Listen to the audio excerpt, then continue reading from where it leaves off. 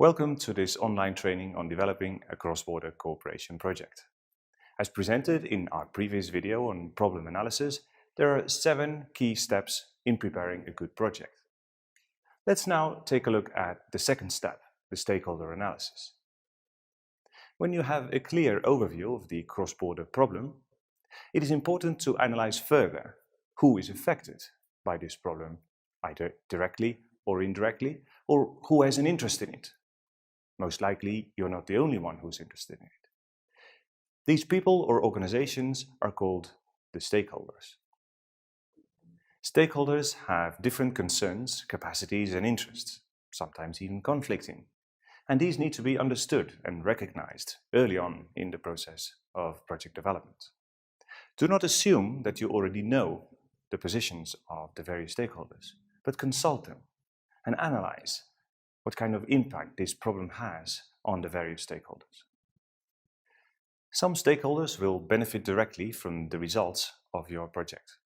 Others will become the target groups of your activities. The capacity and motivation of these stakeholders to contribute to positive change will determine who you will involve in your activities. Let's now see how our project partners, Anna, Boris, and Carla, carry out this stakeholder analysis. So, who is affected by the problems? First of all, the inhabitants of our regions. They want to have clean water bodies, be able to swim without algae, and enjoy the diversity of plants and fish. Then there are the farmers, of course. Perhaps this is a wider group, also including fishermen? Fishermen also have a stake, of course.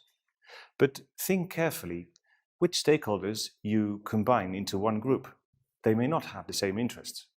Yes, of course.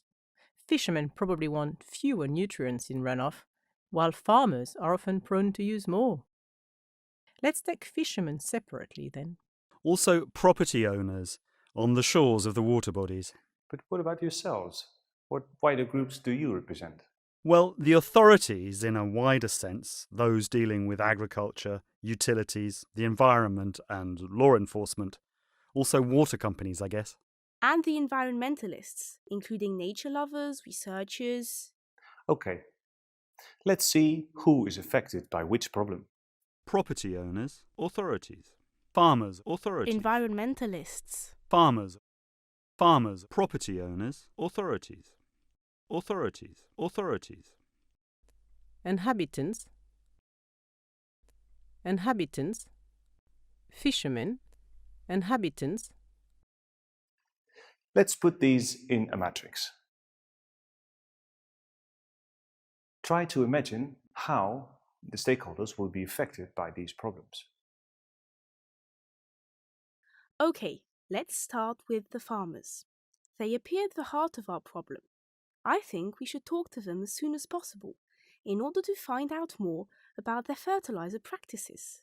Let's visit some of them and ask how they determine the amount of fertilizer to be used. I can go first. This, however, does not go quite according to plan. Anna visits a large farm at the outskirts of Alavir. Good morning.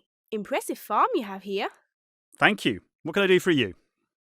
Well, as I explained on the phone, we are preparing this project to improve water quality in our region, and we are testing a few ideas with potential stakeholders. Okay, so what has that got to do with me?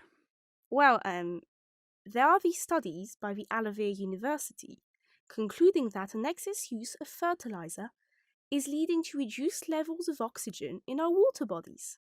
Are you suggesting that I don't know how much fertilizer I should use? I've been a farmer for 32 years and my father before me. Well, no, that's not what I'm saying. I mean, I don't know you, and it's just a hypothesis. And a wrong one too. Anna uses her best diplomatic skills, but the damage is done. Disappointed, she goes back to the next meeting with Boris and Carla. That was a disaster. We'll never be able to get the farmers on board like this, which means this project will never work. Hey, don't worry. All is not lost. Let's see if we can come up with other ways to approach the farmers. Perhaps we should try to put ourselves in their shoes. Yeah, let's focus on what could be in it for them. We could talk about new technology that helps them economise on fertiliser, and also that we are writing a project that will co-fund this. And so they make a second attempt, this time starting from the Association of Farmers. Boris goes there with his colleague from the Economic Development Department of the Regional Council. This has more success.